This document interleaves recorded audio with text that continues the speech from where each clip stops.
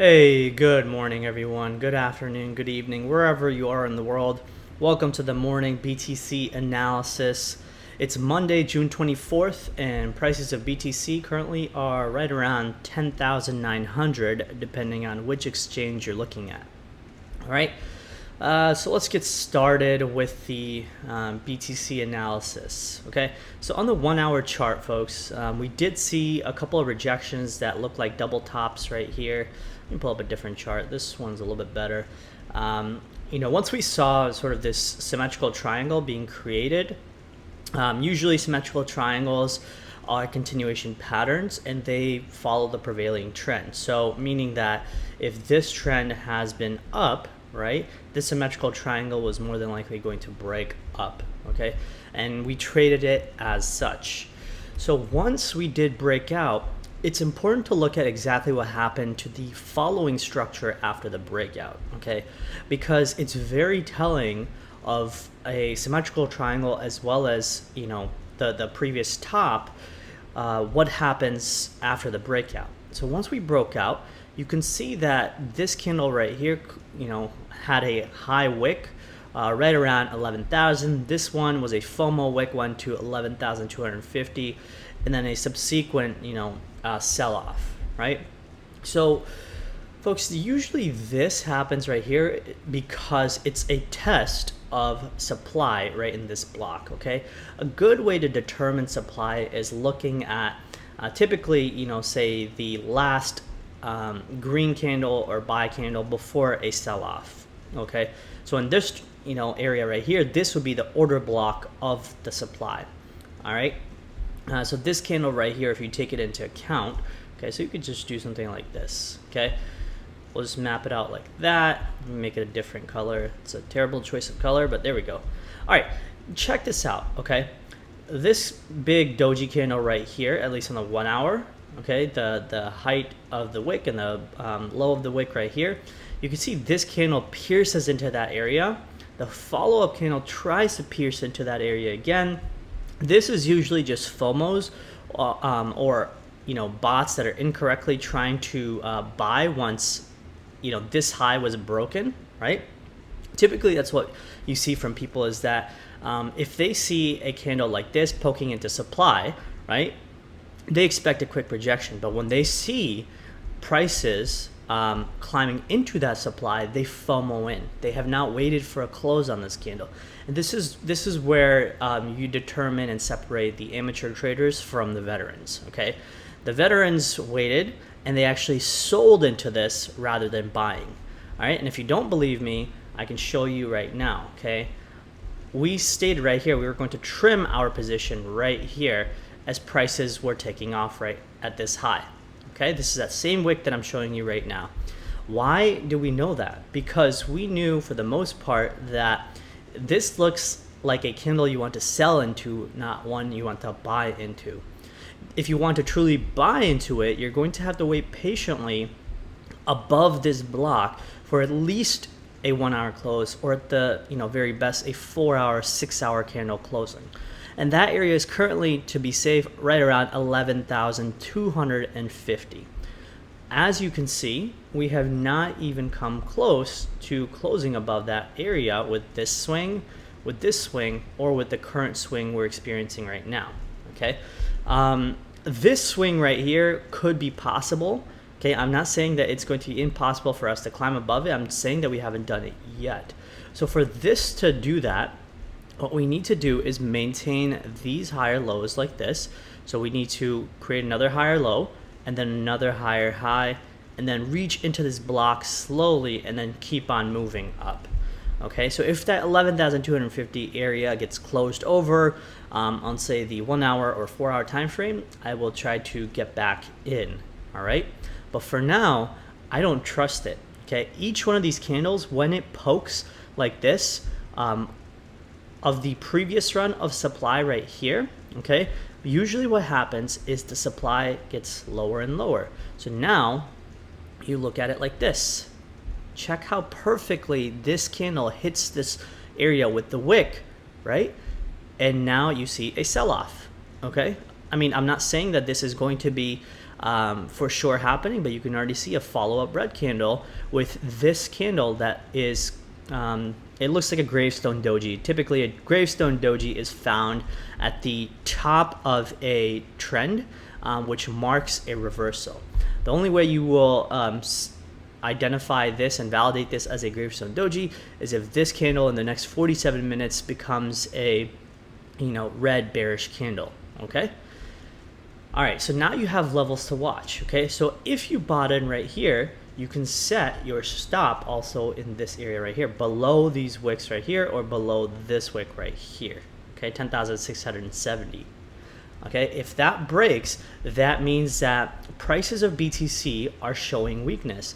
We had this high right here, and then we created a double top, essentially, and then over here we again tried to reach into the supply, and boom, got rejected.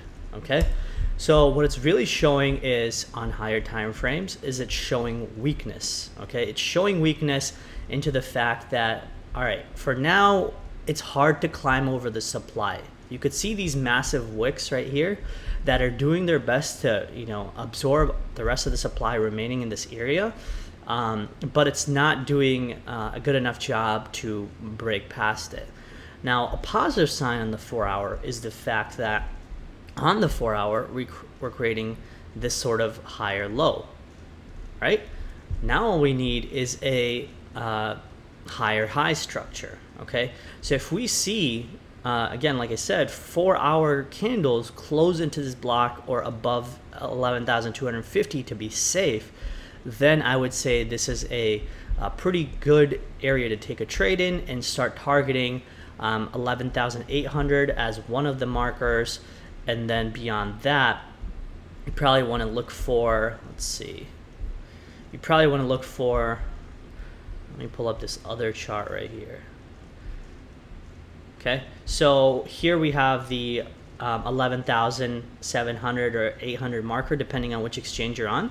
That would be the area that you want to target, or beyond that, the next levels will be anywhere between 13,000 and 13,800 or so. Okay, so keep those in mind when you are looking for profit taking. Now, if I'm wrong, right, and I say that, okay, hey, I'm not going to buy up here, and people always say that, oh, well, you missed out on $400 or $500. Guys, I really didn't. Okay, here's my positions that are open right now. All right, I still have 8% capital in my short-term stack in BTC, even though I trimmed it from 10% yesterday. Okay, because I took my profit, because my average entry was 10,700, and I sold off yesterday, as you can see, around 11,020. All right. So don't think that I don't have exposure to the market. If you look back on my previous videos, I still have my July options call position, all right, which is a sizable position. I have other futures positions as well in perpetuals in Deribit as well. I have 10% in LTC as well as 6% in EOS. So guys, I have exposure to the market, but I'm also 76% in cash. I like to trade in and out of positions, taking profit, because that is how you need to be able to become a successful trader. Not just hope for moonshots that will, guarantee you 5x or 10x. This is why most people weren't successful in the markets in 2017. Okay, and more than likely, guys, they're not going to be successful in the 2020 or 2021 bull market either. Why? Because they have not understood a fundamental part of trading. That the trading psychology key tenets is that you have to be able to, take profit consistently. You have to be able to understand technicals of where the overall market psychology is going, where the market sentiment is. All right. Now, even though I do believe that I'm, thinking that Bitcoin will go higher and higher, don't think that I'm unaware of the bearish possibilities. And I listed those out right here in my bear versus bull case yesterday in the Trading View Cryptosomniac. Okay, I talked about this huge structure that we've had for the past 10 years for BTC, right? This is wave one right here that stretches all the way down from the bottom in 2010, all the way up to the top that we had about $30. Wave two pulls back to $1.64. Wave 3 gets to that $1,500 marker or so. Wave 4 comes down to 150, and then wave 5 was that 20,000 high, right? And people keep saying that, hey, this is a false rally and we're going to fall back further into wave C because this is currently wave B, of the corrective phase.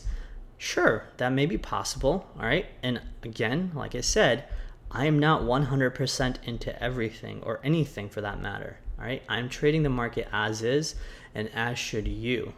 So with that being said, if this is truly wave B, right, we would be probably going to a high of 13,400 or 13,000 around that area, and then pull back for a deeper, capitulation wave C, okay?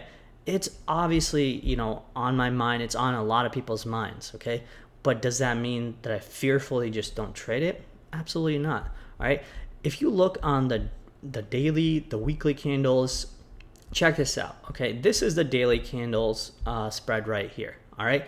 Every single one of the moving averages, 100, 200, 400, price is above that, all right? The 100 and 200 have made a bullish cross, okay? We can even pull that up right now. Let's see if it has made a bullish cross, okay?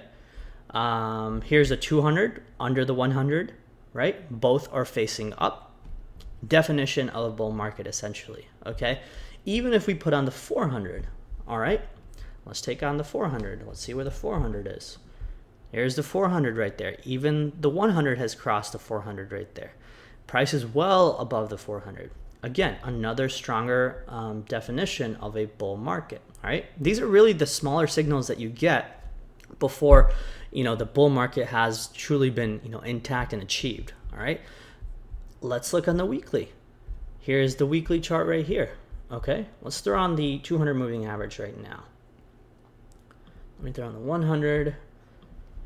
Let's throw on the 200 right now. Okay, there is the 100 and 200 on the weekly, both moving high and facing up, price above both the moving averages. This is the definition, again, even on a weekly time frame, of a bull market, guys. It is very possible. Yes, I get anything is possible, okay? But does that mean it's probable? I don't think so. I don't think that this is a very high possibility of a wave B where, prices come down to 2,400. But let's just say I'm wrong, right? And this is a wave B. And at some point, we're going to reach up into this, 13,000 area and then pull back down all the way to like 2,000 or whatever ridiculous number that people say. Then what? Well, we're going to trade it as such, all right? I'm still in my positions. I'm going to be taking profits on the way up. And if I start seeing weakness on a daily or weekly time frame, I'll start letting go of my position. I'll start trimming down. I'll start taking profits. I'll do whatever I need to do to be able to position myself better for when this wave C drop comes. Question is, are you going to be prepared, or are you going to be the kind of person who's just going to be wishing for higher highs while prices are just going lower and lower, right?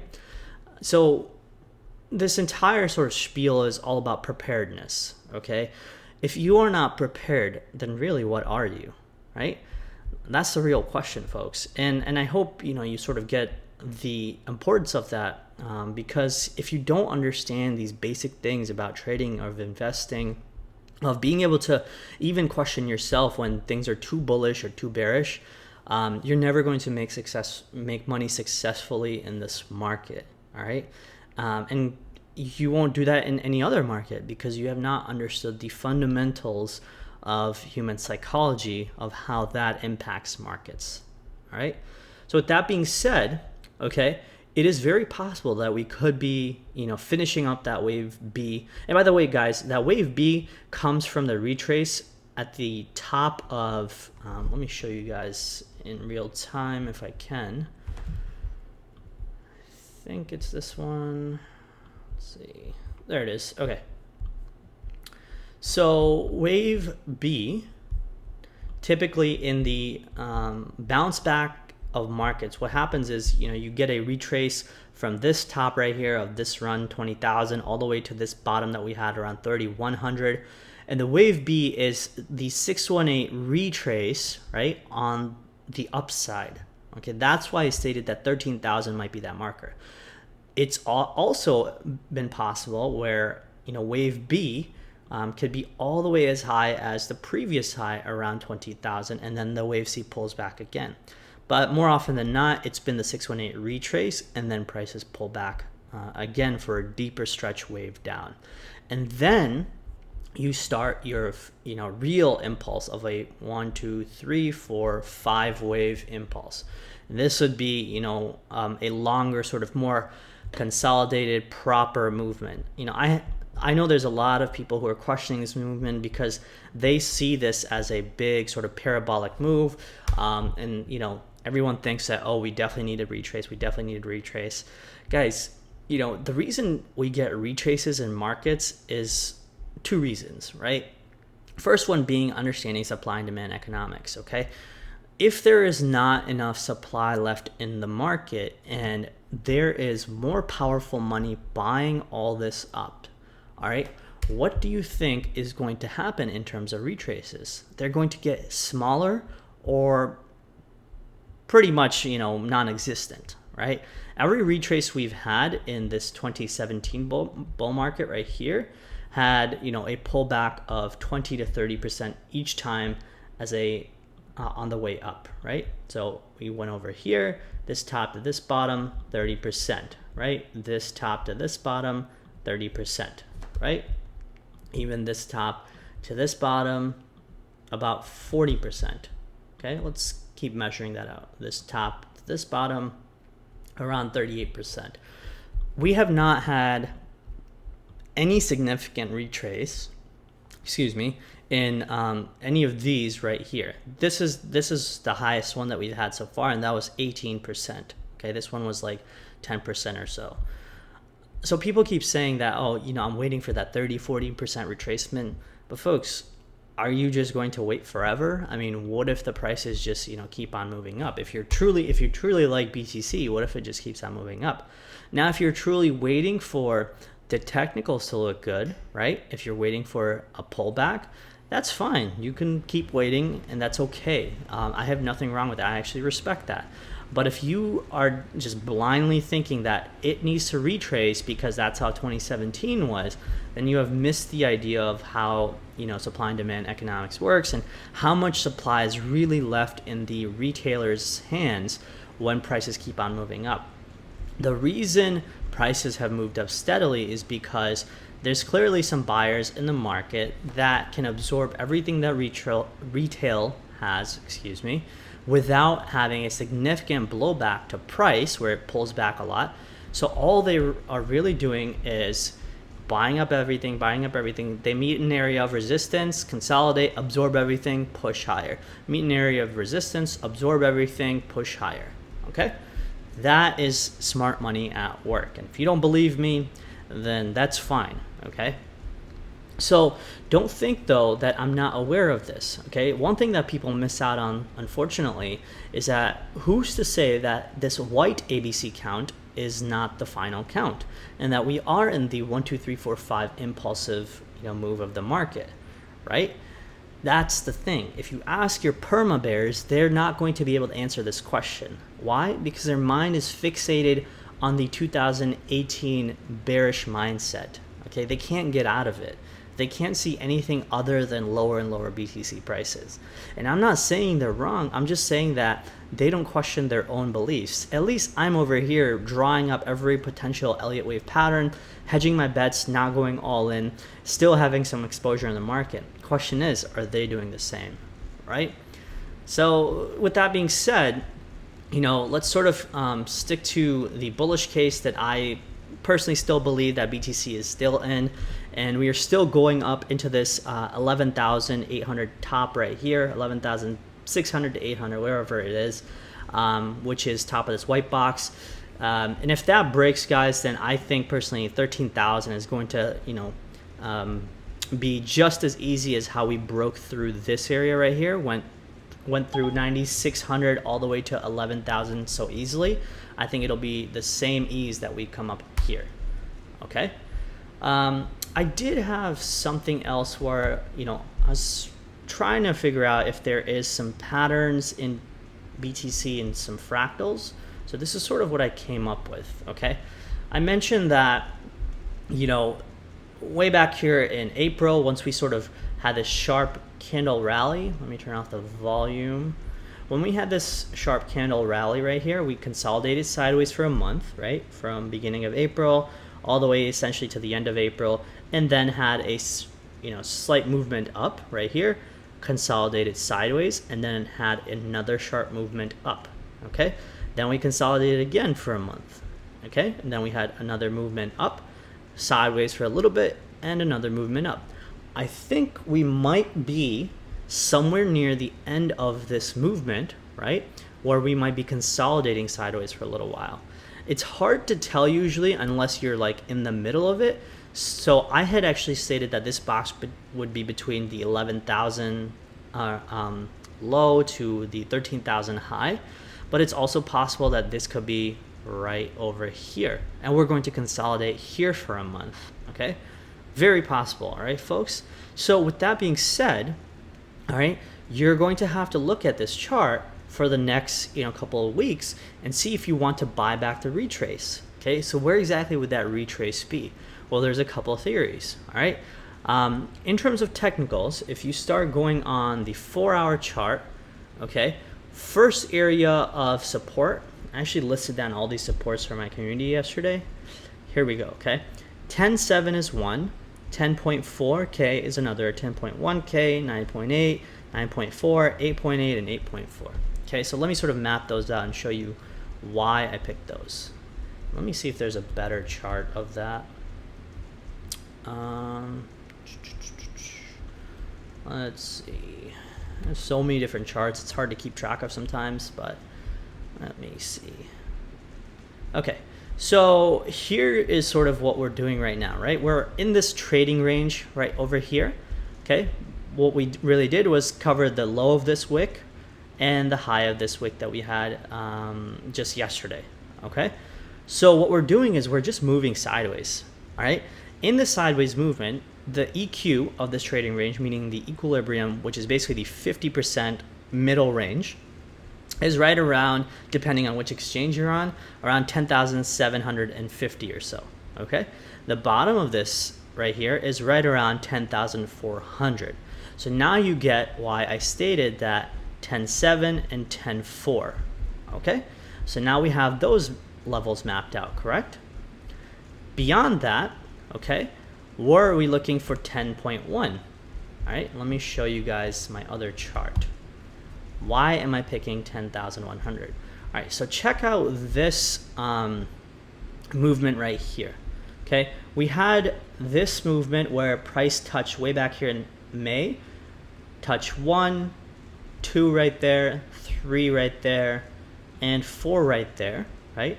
This was when BTC was sort of creating this ascending rising wedge right here, where prices were tightening in this area, but they were using this support right here every time prices hit it, right? And then finally it broke down, okay? So this rising trend line, you can see, meets all the way right around here in this region. So if prices fell down today itself, they would meet BTC currently at 10,186 or so. So 10.1K. That's, I'm just stating a general range, okay? If prices met this high, which was a touch of this wick, and this wick right here, okay, then that would be around 10,400. So now you know why I wrote 10.7, 10.4, and 10.1. Okay, now let's find out why I wrote 9.8. Okay, 9.8 is the last one bearish candle that we had right here. So this is typically your order block before a big push. So remember how I explained order blocks could be seen at the top, but also seen at the bottom where they had a big push, right? This is where sellers held the price down and then they, drove the prices higher, okay? So this order block is currently right around $9,800 or so, as you can see, right? So now we have our 9,800 marker as well to wait for. Now let's see where we find 9,400. 9,400 is the top of this resistance right here. All right, prices hit this level multiple times. Okay, it got rejected once, rejected twice, third time right here, but then slight pullback, and then boom, just ripped down through. Okay, so if prices fall even further than 10.7, 10.4, 10.1, and 9.8, then they fall towards $9,400. And if they fall beyond 94, then 8,800 and 8,400 is next. All right, so let's see how we come up with that. Here is 8,800. This was the top right here of this, big rising wedge area. Okay, this blue marker where prices got rejected once, twice, 3 times, and then boom, fell on under all the way to $7,400 or so, and then took off towards that big 11,000 run. All right, so now we have our 8.8 marker. Now the 8.5 comes from a couple of different areas, which is this area right here, or I'm sorry, is it the, let's see, I think it's 8.4. Okay, the 8.4 comes from this area right here, which is pretty much the top of this range right here. I guess it's anywhere between 8,300 and 8,400. So this was previous resistance, resistance, resistance, resistance, turn support, resistance right there, and boom, took off. Okay, so now you have a couple different areas, but also it's also because of this unfilled gap by the CME. All right, here's the unfilled gap by the CME, and more often than not, CME has come down to fill these gaps again. So with that being said, that is currently right around $8,400 to $8,500 right there. Okay, this gap right here has not been filled. That gap currently lies between $9,000 all the way to about $8,500. All right, so now you know my reasonings of why you can look out for these levels if you're trying to scale into BTC. I've already taken some profit, over and over again. A few days back, I had taken profit from BTC. Okay, I had taken profit from Ethereum, took profit from Bcash, and half my EOS position. All right. Though I was not able to sell this top, I sold somewhere around this region, 9,000 or 10,000. Guys, it's not about reaching the tops or the bottoms. I don't know how to explain it to you guys, but I promise you, the sooner you understand this, the more successful you will be.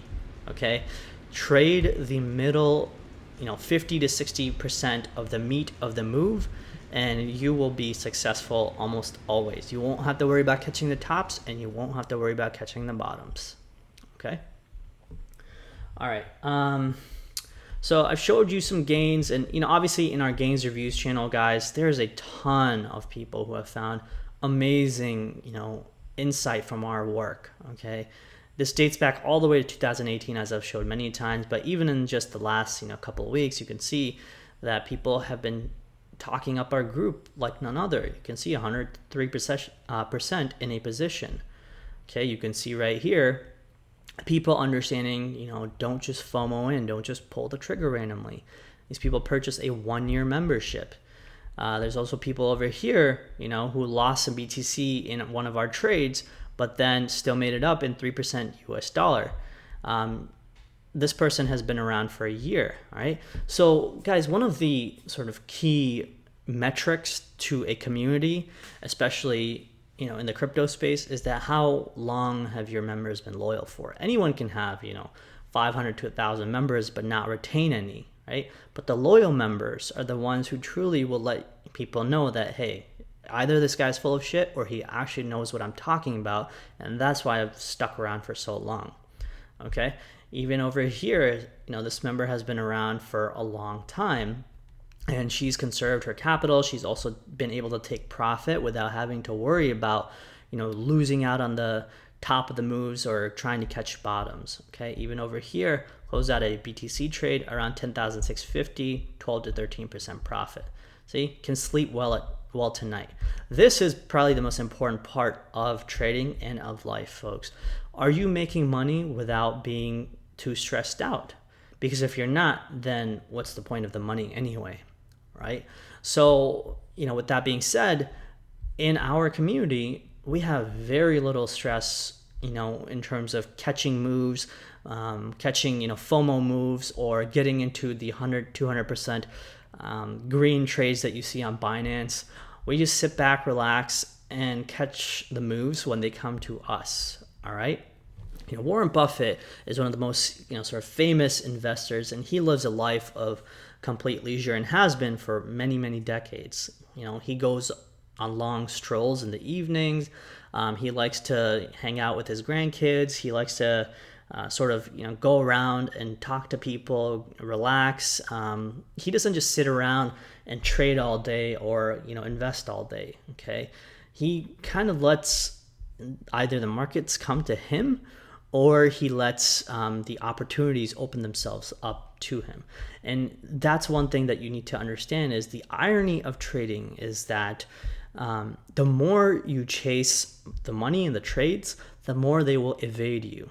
Okay? The less you chase them, the more they will come to you, and the easier they will come to you. Okay? That's the crazy secret about all this, is when you start losing your sleep, when you start, stressing out over trades that you're missing out on or mistakes that you're making, you make more mistakes and you get more stress and you lose more money. All right. So you basically fall into the vicious cycle of what whales want anyway. So question is, what are you getting stressed for, right? There's always going to be this market that's going to sort of keep, it's going to be around 24/7. Okay. You can come in anytime. And you will be able to find a good trade or a bad trade to exploit, right?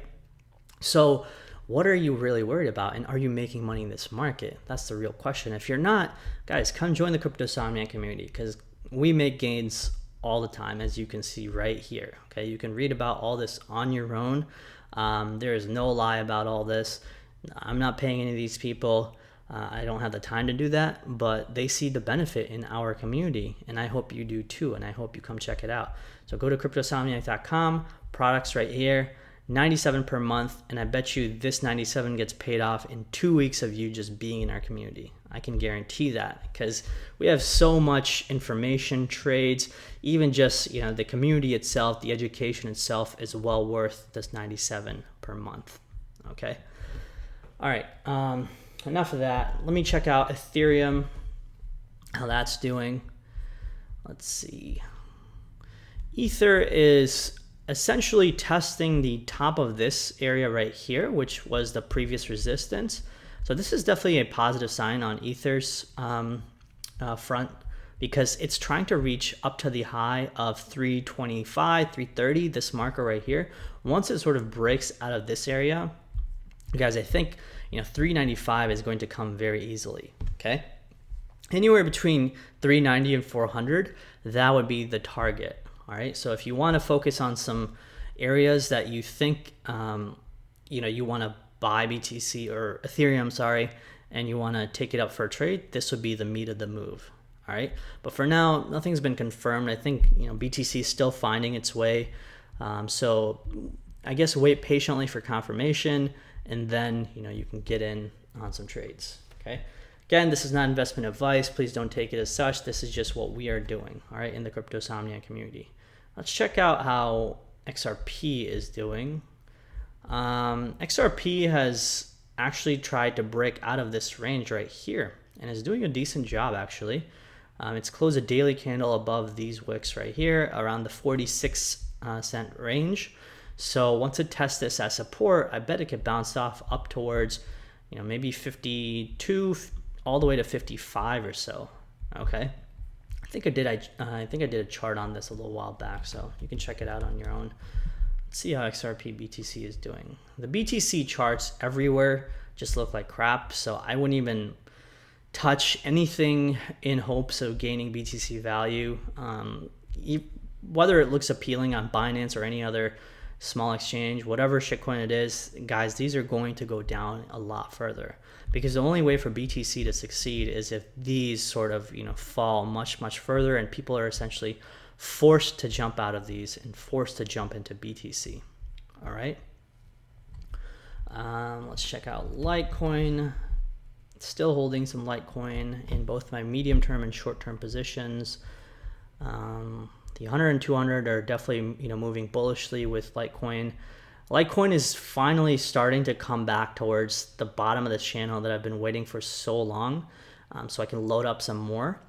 And that is currently, if the candle fell today, it would be right around 123. If it fell over the next few days, it'd be like 128 to like 135 or so. So keep that in mind. Bottom of this channel gets touched, and I feel a little bit more bullish towards Litecoin's upside. All right. Let's see how EOS is doing. EOS, US dollar. This is really a fantastic chart in terms of EOS.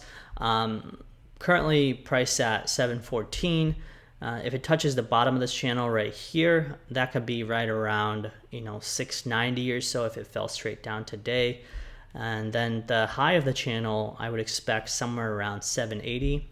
The other markers I have are $8.08 and $8.50 or so. Okay.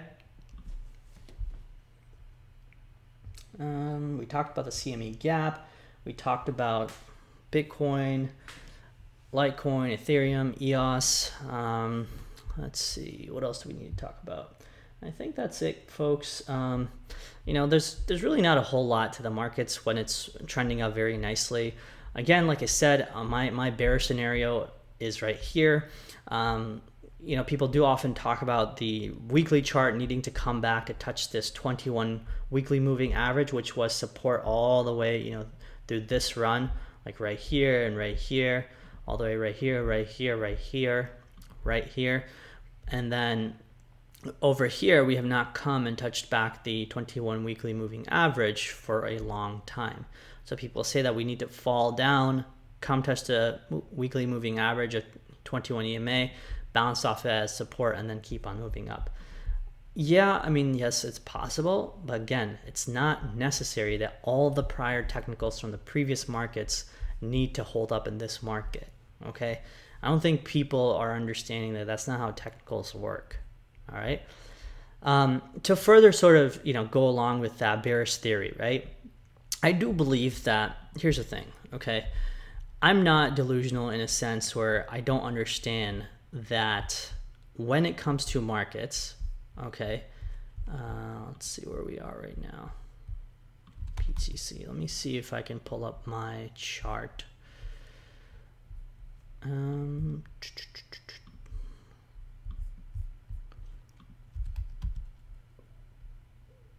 Oh, let me see if it's the weekly one. I think it is the weekly one. No, okay, anyway, what I was trying to explain is I am completely aware of the fact that we are essentially in this big parabolic movement without any strong retrace, right? Although I do think that people are discounting this consolidation, this retrace, and they keep thinking that that's not enough. We need more of a retrace, right? I do agree to some extent that we may need somewhat of a pullback to weed out retailers and then sort of keep on moving back up, because this has historically happened in many markets, gold being one. Okay, here's gold right here, where gold had a big rush all the way from $58 all the way to about close to 200, and then sort of capitulated like BTC did, put in a low, had a big sharp rally, and then came back down to test the 786 fib, right? So it retraced 78.6% of the move, okay? So if BTC were to do that, right, where would that be? Okay, so from this bottom, okay, so let's say this was a top today, okay? The 618 would be right around 63.14, and the 786 would be right around $5,000, okay? That would be essentially where Bitcoin would land if it retraced all the way to these levels and then wanted to create a nice sort of very, how would you say, I don't know, a composed rally, okay? That would be something like this. Even the Nikkei, which is the Tokyo Stock Exchange, had done something similar in the early 2000s, right? Where it had a capitulation, put in a low, had a big rally, a couple 100%, and then boom, capitulated again to, weed out all these buyers right here, shake them out, retest the previous lows, consolidate, and then boom, take off for a long time, okay? Also very possible, all right? So I'm not saying that these scenarios aren't possible. I'm just saying that they don't have to apply to BTC, okay? And I've sort of explained this as, in our community, right? We are never just blindly bullish or bearish. We evaluate both sides of the situation and play the market on what it's showing us. And where we are right now is following a fantastic rise in BTC and benefiting off of it. That's exactly what we're doing, folks. We're going to trade this market as is, and we want to make some gains while we can. Trade the market as is, not as you want it to be, or what you think the future holds for Bitcoin or crypto, and you will always be happy and never have to worry about being right or wrong. And the market right now, at least, is showing us strong signs of bullish momentum, so I will trade it as such. All right. So with that being said, folks, I'm going to trade the market with what it's showing. And for now, I still have my open positions. I am still sort of hedging my bets by not going all in. I'm going to trade and buy pullbacks whenever I see necessary. And that's it, guys. I hope you enjoyed this analysis. Please do give us a thumbs up. And thank you always, so much for the support, the loyalty that people have, and the faith that they have in us and in me. All right. Take care, folks. Cheers and happy Monday.